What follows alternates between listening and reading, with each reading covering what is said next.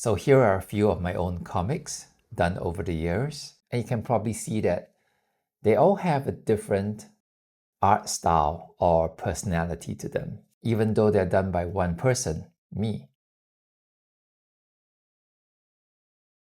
So this video is going to be about how I develop or custom make art styles for my comics. Nowadays, we can easily search the internet for all kinds of art styles, and I can just pick one that I like and imitate it. But I realized that all these comic art styles on the internet, they were actually custom made for their own stories. So these art styles, although really cool, may not perfectly fit my story. And it's also developed by artists that may have completely different personalities from me or skill levels. So nowadays, this is what I like to do. I'll look at the story that I had written or given to me, sometimes by another writer, and I would try to figure out what kind of personality or vibe or feel that story has. And then I'll look at my own bag of tricks, all the art styles that I like to do and can do within my own skill level, examine the personality each one has, and try to find an intersection so that the story gets the art style it needs, and I get to do the art style that I can do and like to do. So let me show you how I do this in more detail. Just thinking about how I work, I generally play with these three things: the line work, the color fill, like what I would color the drawing with or how I would color it, and the character design, the structure of the characters. So just by mixing and matching these three things, I can create so many different kinds of art styles. Let's start with the line work. So there's so many kinds of line tools. Actually, I have these pens here, but I have way more all hidden away. And actually, I just bought another new one yesterday. So here are the options that we have. There are digital ones and there are analog ones. And each one has a different voice. If you think of it like speaking. Pencil makes me think of a casual voice like, hey. A pen can sound more confident and polished, like, hey. A calligraphy pen, which can change line variation very abruptly, can sound like, hey yo. A brush with its flowy, thick and thin lines could be, hey. Good for drama. A fat marker with a mono-width line can be just, hey, deep and heavy. So just by choosing the line tool alone, we can have so many kinds of variations in voice. But each tool can also be used in a number of different ways. With my pencil, if I draw very light, relaxed, and slowly, it could sound like a soft, hey. Drawing faster and adding more pressure, it could sound like, hey. Sounds stronger. This could sound like, hey. Kind of soft and uneven. So I can play with slow and fast to see what kind of voice I seem to create. I can purposely make it more uneven or wavy to get a hey. Maybe it sounds old or less confident. I'll leave it to you to imagine what this sounds like. I usually do this testing of line styles on scraps of paper or in my sketchbook, but I'll show it to you in a more organized way in this video.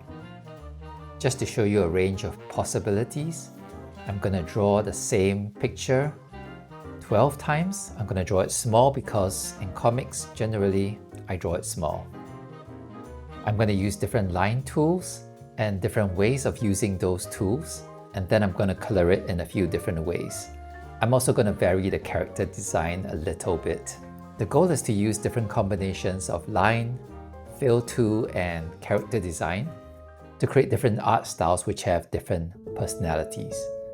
So supposing my story was a quiet, gentle, soft, contemplative, almost feminine-like story, this is a style that could work for it. I think the skippy, broken lines give it a bit of a quiet, gentle look.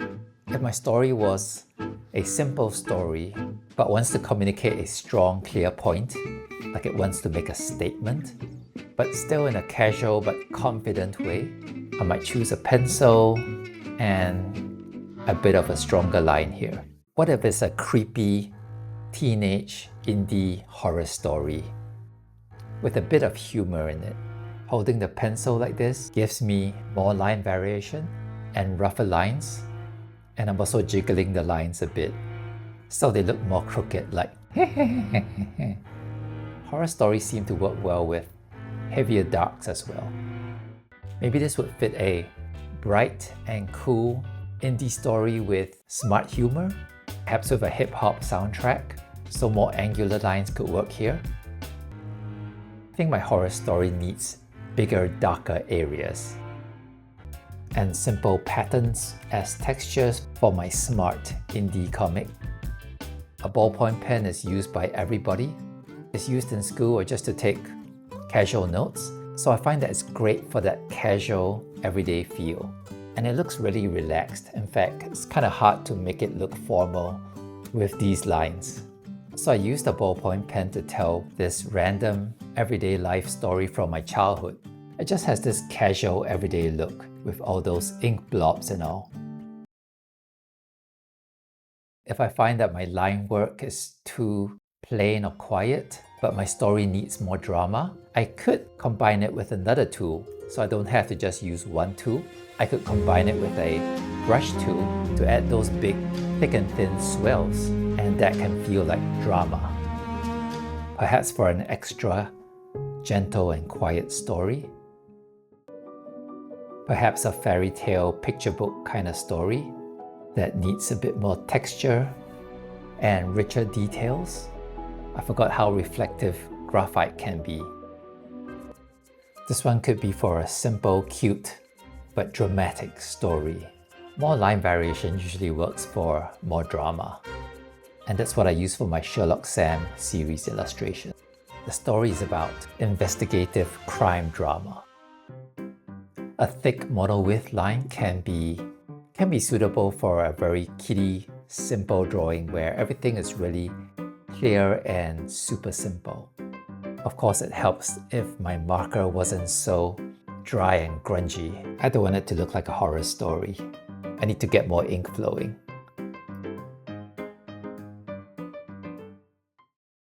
So this is a G-nib, popular among manga artists in Japan. Place your index finger on top here and use it to apply pressure when you want a thicker line. That's how I use it. This could work for a more dramatic story with a more complicated plot. So I'm going to reflect that by adding more detail into my character design. And the drama is reflected in the thick and thin strokes. And if I wanted to reflect even more drama in my drawing, I can combine it with a brush line. For this box, I'll do digital lines. So these are just a few possible art styles that could match different stories just using these few art tools. Now to bring the line work into the computer. Using a scanner is usually the best, but if you don't have one, you can place two lights on each side of your drawing like this. This helps to get rid of the shadows. I can use a good camera or my phone camera and shoot it from directly above. I'll take a picture of these textures I created too. Okay, disclaimer, this part is going to be rather technical, but if you want to publish your comics online or on print, these are the basics for getting your drawings into the digital format, and especially if you want to combine your line and your color layer digitally. So I'm in Photoshop and this is the photo that I shot. Now to clean up this image a bit, I'm just gonna take away the color. Image adjustments, saturation, remove the color. Now to make this background cleaner and brighter, go to levels and brighten the whites. I have to be careful with the parts that are pencil because pencil is a bit more gray and I might lose some of the pencils if I brighten this too much, because this guy, I don't want to lose too much of the pencil. So let's just go here and brighten just this area. Nice and white, the paper really bright, and then this makes the darks darker.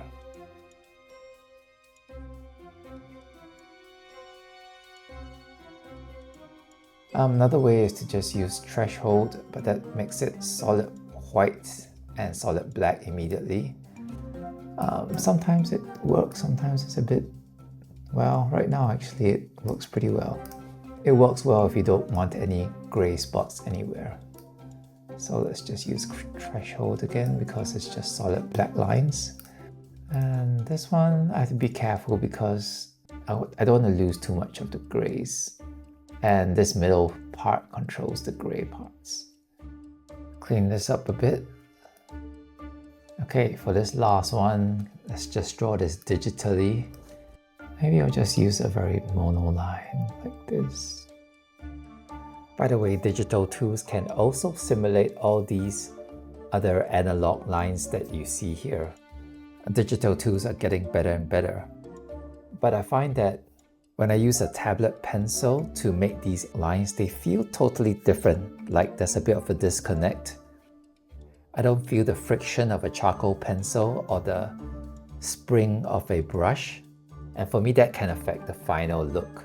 So for analog lines, I still prefer to use the real analog tools. So now I'm going to bring in my color. Let's just bring in the two colors here. We can clean up the colors too using levels. There are two kinds of coloring. A textured coloring. Put the texture over, multiply it.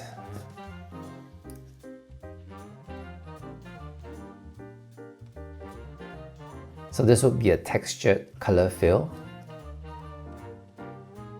Let me show you a flat coloring.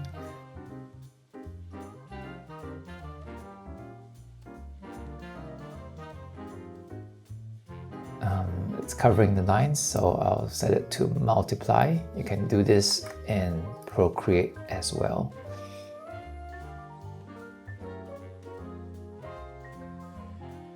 So you can see the difference. One is flat and one is textured, and they give a different feel. Okay, so this one is more grungy.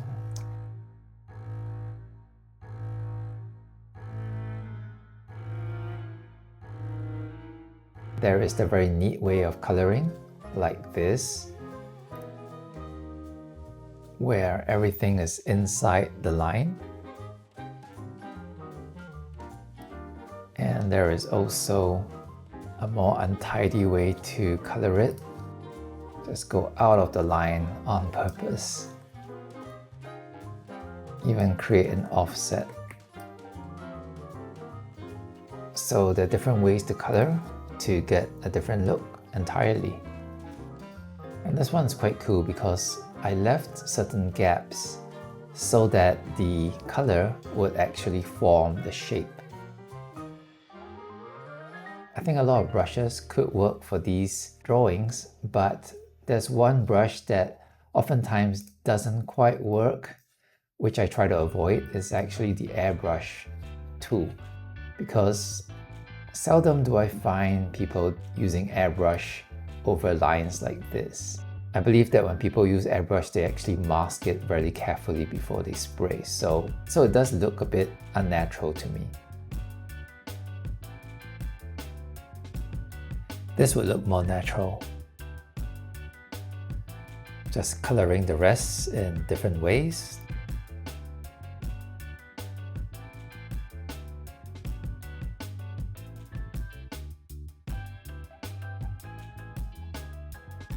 Want to learn something slightly more advanced? So supposing if I want to make these black lines blue because I find that the blacks are too stark. Just select this for now, add another layer, fill this layer with blue and set this layer to lighten. So you can see all the black lines have turned to this dark blue here. It only affects the darkest values that are darker than the color that I select. Another way to colorize the picture would be to use gradient map. This controls the darkest value of the picture. So I can set that to a nice, well, a dark blue. How about dark blue? This is the middle value of the whole picture. I can select it to a pink. For the lightest value of the whole picture, I can select it to a nice yellow background. I want to make the darks a lighter blue. Makes it a bit more sophisticated. So there's so many styles we can create just by mixing the type of lines, how we do the lines, and how we color, and also how we design our characters. Each cat is designed differently and they give a different vibe.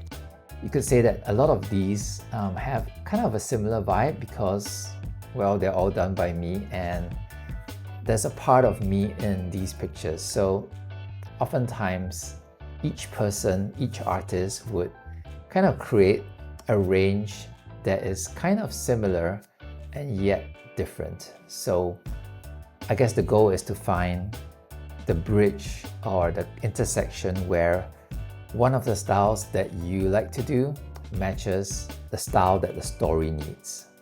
Actually, this could use a more textured coloring since I wanted a more picture book aesthetic. Yeah, better. I almost forgot to show you how I add shadows on a different layer. So here we go. Let's take away the gradient map, open a new layer, set it to multiply, choose a brush, and I color on that layer using a light blue color. The color is transparent because we set the layer to multiply. So that's how I add shadows. So in this story that I had written, I'll describe it as a warm, nostalgic story that had futuristic elements in it. To create that warmness, I used pencils and color pencils. Pencils seems to have this soft, warm quality to them.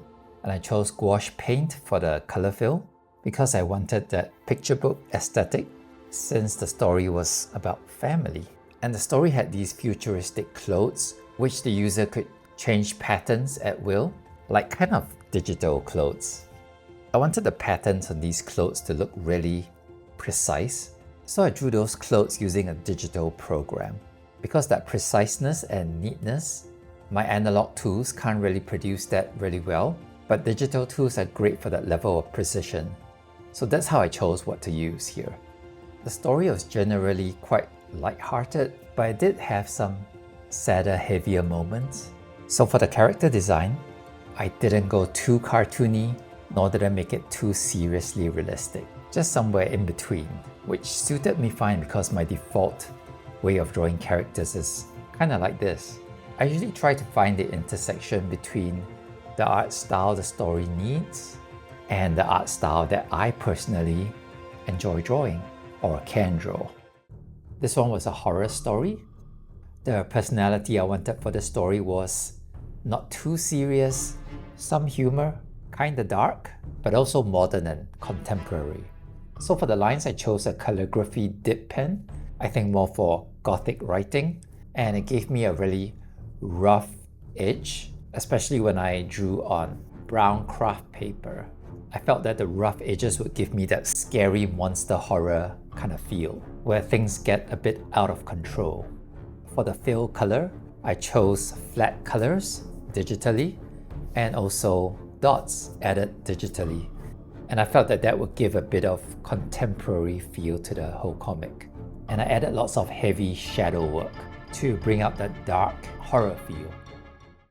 This series was done with scientists at a university, and it was to educate people about workplace habits with simple, clear messages. The vibe I was aiming for was simple, casual, and also corporate because we were telling people things from an expert position. So there had to be some kind of authoritative voice to it. For the line, I chose a simple mono line they were digitally drawn because I thought that would help with the corporate feel. Because computers are great for making graphics look perfectly tidy, and I also made it easier to make quick changes for the client. But I didn't want it to make it too perfect where it became impersonal, so I drew these digital lines freehand, and that allowed it to have some jitters. I felt that would soften that perfection and make it look more casual. For the coloring, I just chose flat colors, no textures, to reflect that simplicity, colored neatly within the lines to reflect that corporate feel. For the character designs, I made them look more cartoony to give the series that casual humor.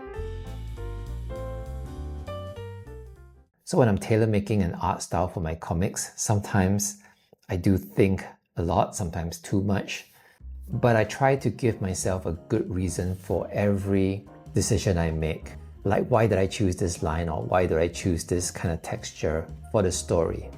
And I believe all this would enhance the story that we're telling through comics. So I hope this was helpful, and thanks for watching.